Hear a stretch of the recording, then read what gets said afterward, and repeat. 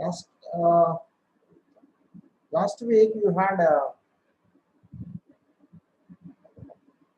MCQ on concepts of health and disease, and I found that there are certain gaps in the concepts of community medicine as far as the students are some of the students are concerned. I was a little bit worried that after passing through Department of Community Medicine for almost 3 years, some of these concepts were not clear to you. So I thought I'll make another attempt to see that these concepts are explained to you properly. First of all, the definition of health. There was a MCQ on the key words in definition of health. Many of you were not able to answer it properly. So I thought that I'll repeat some of these important concepts for you, because these are going to be very important for you in future also. So now, coming to the definition of health as given by WHO, it's a state of complete. Please underline complete, because the term doesn't is not understood if it is incomplete. It's a state of complete physical, mental, and social. These are the 3 important dimensions of health as envisaged by WHO. The physical health, mental health, and social health. But the definition doesn't include the term health. They have started they included well-being. Well-being again. This is one word or a term which is a little bit abstract, is difficult to understand. Well-being is a relative term, abstract term, which is difficult to quantify. Well-being is sort of a feeling that I am all right, I am mentally all right, I am physically all right, I am socially all right. So this sort of the physical, mental, and social well-being,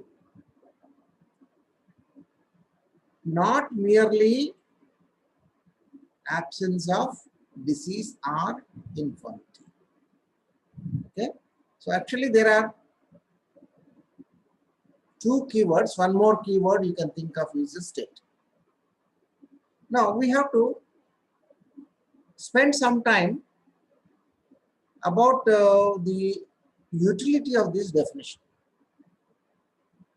There are plenty of criticisms, plenty of comments which were in favor of this definition and which are also contradicting this definition. First one, the people who are trying to contradict are trying to say that this definition is not at all a useful definition. They went on saying that it is not a state. Health can never be static. Health goes on changing from time to time. It is dynamic in nature. It is not a state. Okay. And second term is complete. Complete means it should be 100%. So when I say complete physical well-being, that means I should be absolutely strong and I should not get any sort of pain or strain whenever I am doing the physical work. Similarly, even if a big mental challenge has come to me, I should not yield. I should have a complete well-being. Even if something is happening, I should not get into depressions. Similarly, even if many people are trying to criticize me in a meeting, I should not get into violent mood.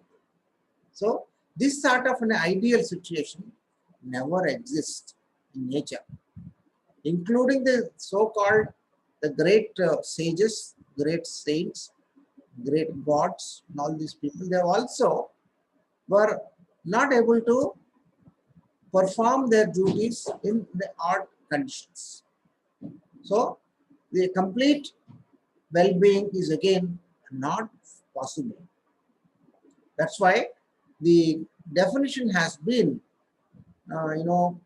taken only as a sort of an ideal definition, which need not always be taken for the sake of measurement of health. Okay, so if you take this definition, state of complete physical, mental, social well-being, not merely absence of disease or infirmity, probably not even one person in the entire world can be called as healthy. There will be some sort of deficiencies either in the physical or mental or social. There will be some amount of change or disorientation in the well-being of the person. So this definition is only of more theoretical and idealistic context rather than real nature. Okay, so this definition is given by WHO, and it's only for the sake of remembering the definition. Also in the case of when we are conducting a viva, many of the examiners have got the habit of asking the definition of WHO, health definition of by WHO. So you should remember this for the sake of viva, but not really for sense of this. Okay. Other definitions of health, many are there. Some people said it is sound body, sound mind, and sound spirit, and freedom from pain. Like that, some definition is there. Webster's definition said that soundness of the body or mind and functions of the body are efficiently done. Again, it is not a quantifiable one. Oxford definition: imperfect man, it is being rewarding and cope up with the imperfect world. Okay, an imperfect man is trying to survive with a rewarding and is not able to cope up with the imperfect world. Dubos, one more definition has come: state of relative equilibrium of form and function, and it is a state of dynamic adjustment with the forces. Dubos definition is more practicable, it's more reliable and realistic. It's what Dubos says is that there are a lot of forces around us. Okay, if there is a lot of heat, what do? You switch on the fan. Okay, and then feel comfortable. If it is too cold, you wear a sweater to see that you are not feeling too cold. So this sort of forces are always there around us. Several forces are there: physical forces, mental forces, and social forces. All these forces are acting upon your body. And what we are trying to do is we are trying to establish a dynamic equilibrium with the various forces and trying to function normally even in the odd conditions. Okay, so Dubos definition probably a more practical and a realistic one, and it only says that from time to time we are trying to come to an equilibrium of form and function, and we are trying to dynamically adjust to the various forces. Suppose you are traveling in a bus. Okay, there is a sudden brake of the bus. What do? You try immediately, you try to hold the rod in front of you and see that you are not hitting the rod. So this is what a relative equilibrium. You are trying to maintain your health without being injured. So these are all the important things that you should remember. Health is a sort of a situation where you are trying to relatively adjust to the forces and you are trying to come to an equilibrium and try to function normally and try to have a normal form of the body. Perkins has got one more definition, and this is also very important. Now, one more concept which is actually repeatedly asked is what is meant by iceberg phenomenon. Now, a lot of questions were asked. Is it really necessary to spend so much time on this concept of iceberg phenomena. And it is now extremely relevant that we are going through a COVID pandemic, and the iceberg of phenomena is very much important in the transmission of the disease. So what is meant by iceberg phenomena and why we should know about it? All of us are the practitioners of medical science, and we are dealing with day-to-day sickness and treatment of sickness. And then every time when you are encountering with any patient, you have to remember that you have a iceberg phenomena for each and every disease. And keeping this concept subconsciously, you should always make an effort to see that the maximum amount of the iceberg is removed, is actually identified, and you are trying to see that people live in a situation where there is not much of a repetition of the disease. So iceberg phenomena is a sort of a concept which you should always keep it in mind even when you are treating any disease.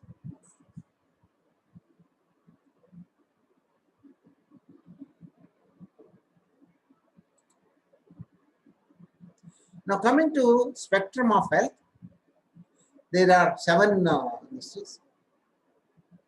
Again, here also in spectrum of health, there are some mistakes committed in the MCQs. The spectrum of health includes positive health, better health, freedom from illness. Okay, we most often stay at this level, that is freedom from illness. I can only say that I don't have any disease now. I can't say I'm having a better health and I have a positive. These two are only theoretical, and they are really not existing in the common man's life. Most of us stay in this stage of freedom from illness. Then, when once illness starts, you may be having a very vague symptoms like vague pain and vague body aches, some sort of disorientation and reeling sensations. All these things are vague and mild illnesses. Very often we call it as a prodromal illness. Then if the organism is multiplying further, you may get into a moderate illness. I'm not saying only even non-communicable diseases, you get into moderate illness when factors are more and more. Then we go into a severe illness, and if suppose severe illness, say for instance in COVID-19, you have got the lungs are totally very badly affected, and there is a pulmonary edema. The person is not in a position to breathe properly, and he is in a comatose stage, and lot of efforts are being done to see that the pulmonary edema is reduced and his breathlessness is reduced. But still, if the severe illness continues and if you are not able to manage severe illness, the final thing is either death or disability. These are two things. For any disease, the consequences are 3. The first consequence, if the disease is extremely severe, it may lead to death. If you are able to recover partially, it may go into disability. If you are completely recovering, you come back to disease-free life. You come back to this stage, freedom from illness. You do not go upper than the freedom of illness. Right? Now, why these two terms are introduced? These are only again goals. We want to attain a positive health, we want to attain a better health, and we want to raise above the freedom from illness, which is the future for all the practitioners. Now, can we call this person is physically well? is he physically well? Okay, look at this person having a lot of muscles and this. He has got abdomen with six packs and all these things. Can we call this person as physically healthy? If you say yes, you are wrong, because physical health, physical well-being doesn't mean that you have a lot of muscles. It only indicates you are able to perform your duties very nice, and you have got the ability to perform your duties without any difficulty. You need not be a Superman. You need not be WWF man. The physical health means you are able to perform your daily duties without much difficulty. Routine activities can be done. Suppose you are spending about 3 to 4 hours every day in sitting in the lecture classes and listening to the lectures, and on one particular day, after 1 hour of lecture, you get into terrible headache and depression. That means there is something wrong with your physical abilities, and you get a back pain. You can't sit further. So these are all the examples where the physical health is endangered.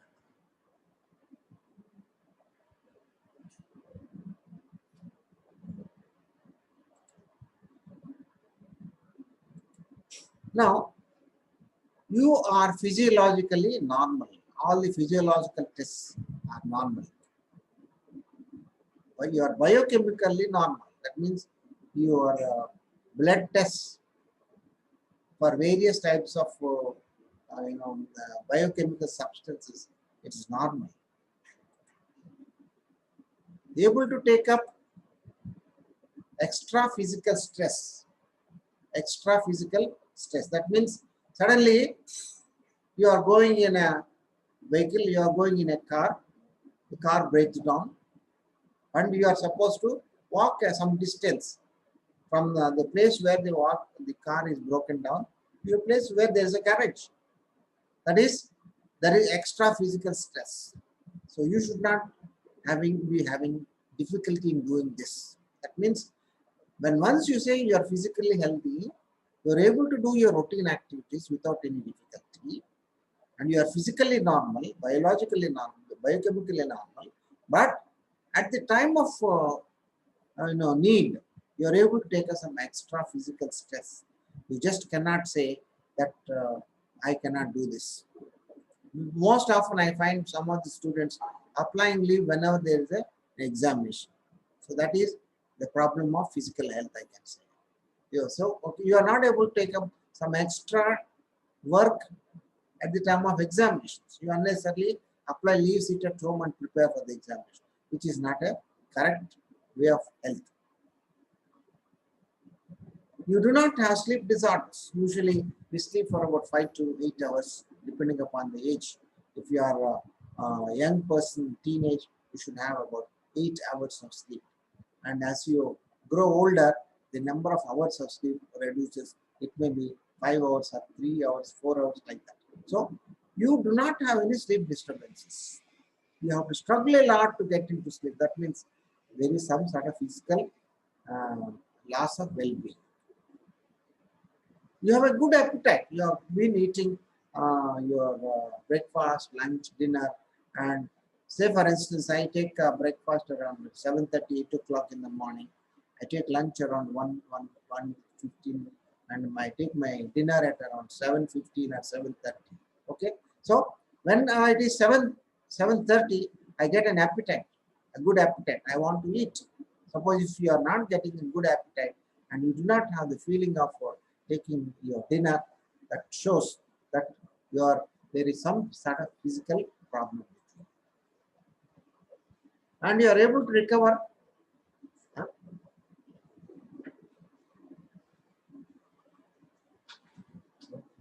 Huh? Raj?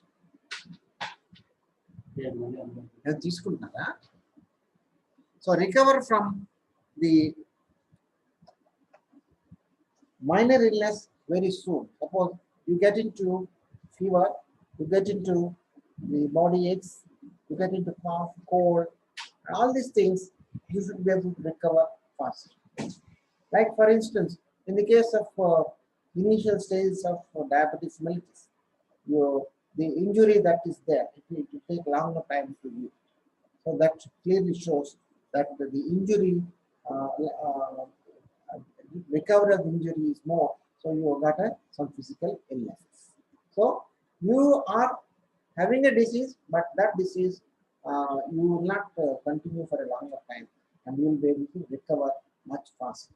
So these are all some of the things you should remember: the physical health, the ability to perform routine activities without difficulty. Physiologically, you are normal. Biochemically, you are normal. You are able to take up extra physical stress and no sleep disorders. You have got a good appetite, and you recover from illness, minor illness very soon. So these are the points you should remember whenever you are talking about physical. There is a possibility that an essay question can be there.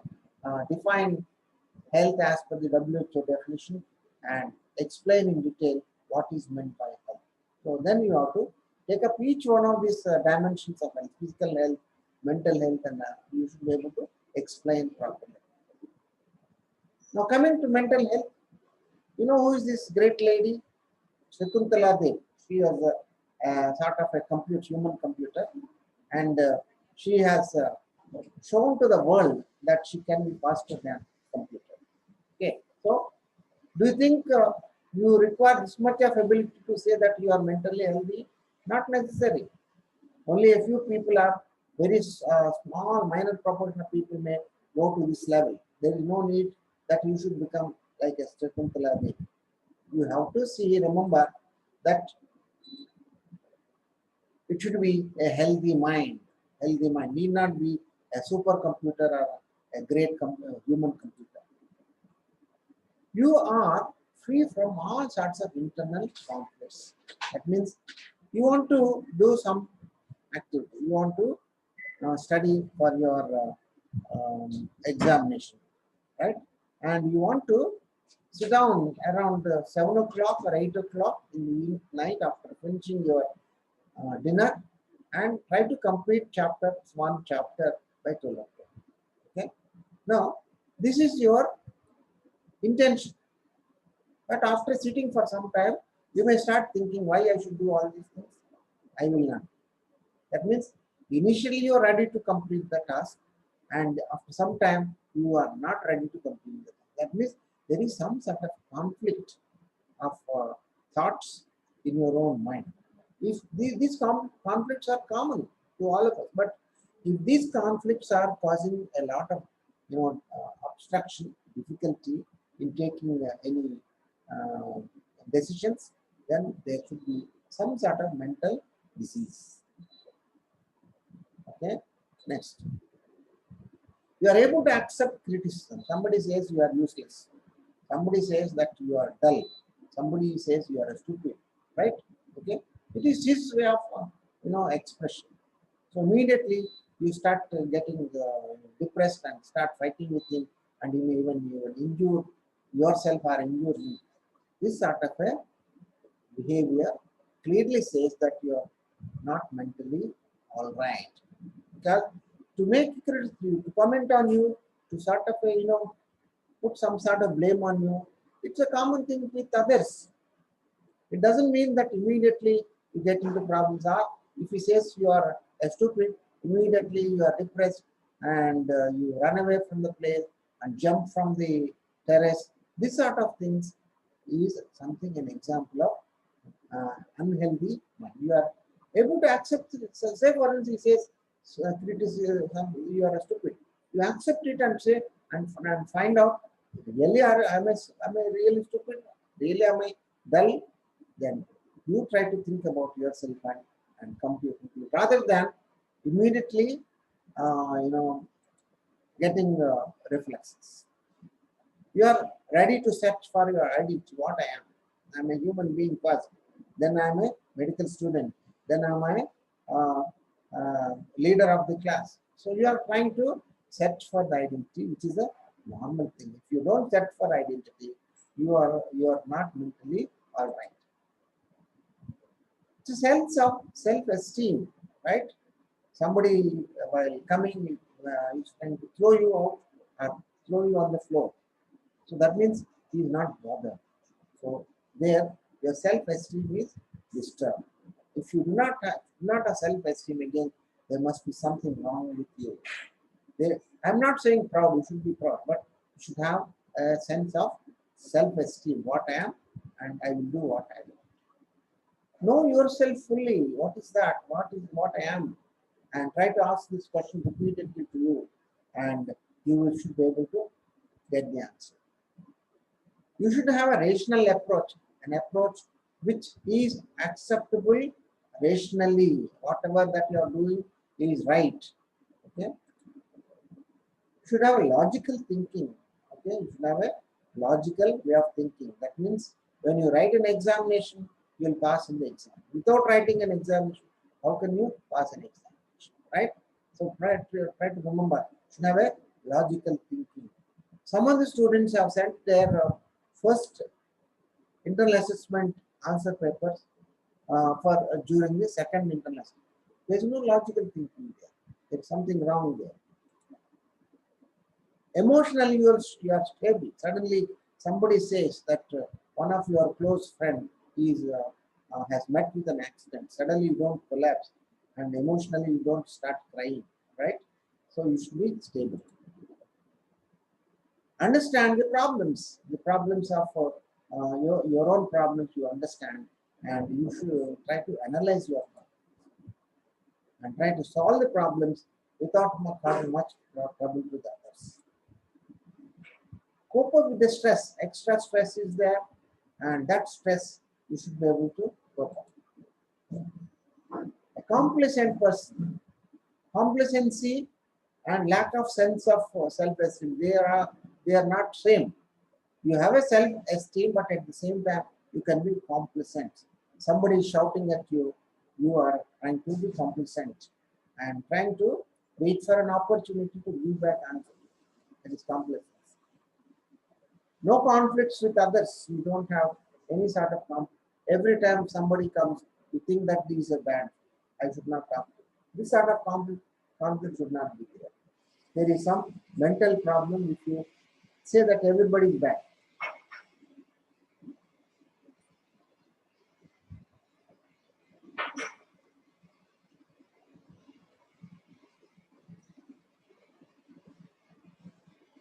Okay, so these are all some of the important points you should remember.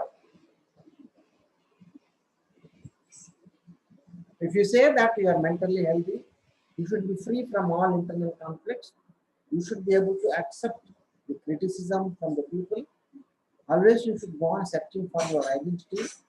Your self-esteem should not be completely forgotten. You should have that sense of self-esteem, and you know yourself as much as possible. You have a rational approach, you have a logical thinking, and you are emotionally stable, and you are able to understand your own problems, and you are able to solve those problems amicably, and you are able to cope up with the stress, and you are complacent with all the problems, and there is no conflicts with others. So if you are able to maintain this, there is no need that you should be like a person like Sakuntala Devi, right? Then coming to the social health,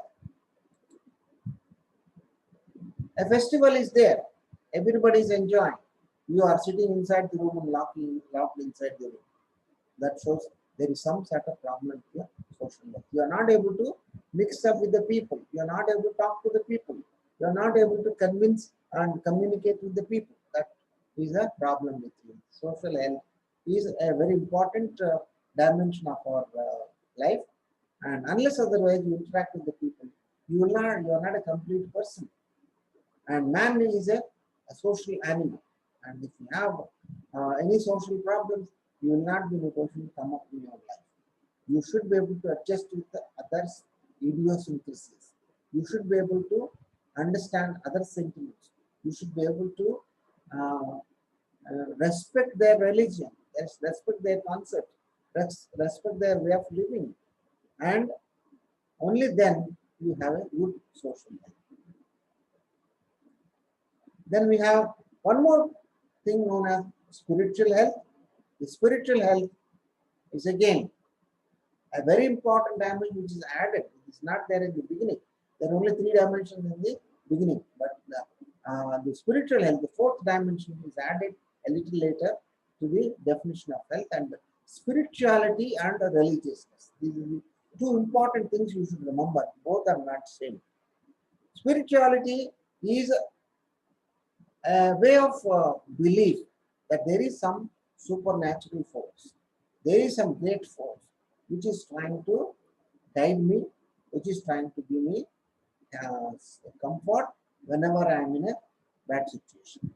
And immediately you pray to the God Almighty, and take some assurance from this unseen force, and you get so much convinced that yes, God will help. This is called as spiritualism. All right. What is religiousness? Religious means simply going to the temple and offer some prayers and give money to the Prohit, and trying to go around the temple, and are trying to crawl around the temple. These are all religious practices. Okay. So religious practices are somewhat crude, somewhat lack of scientific approach. And if you go to the temple, you should follow certain rituals, certain rules and regulations. Without that, you will not be accepted in the temples, right? So this is religiousness. The spirituality is something which is above religiousness. Everybody is spiritual, should be spiritualistic, need not always be a religious person. I may be Hindu, but even if I leave Hinduism and say that I am spiritually more interested, there should not be any difficulty. So, spirituality is more important than the religiousness. These are all the great persons who teach you what is meant by spirituality and how to get uh, the God's blessings. Okay, so these are the concepts I thought I will talk to you. And tomorrow we'll be having MCQ test on nutrition. Read properly, and some students who are not able to perform their the first and second internal assessment, at least try to do some good job now and see that your internal assessment is improved. Okay, so this is all I just wanted to say. Do you have any questions to ask?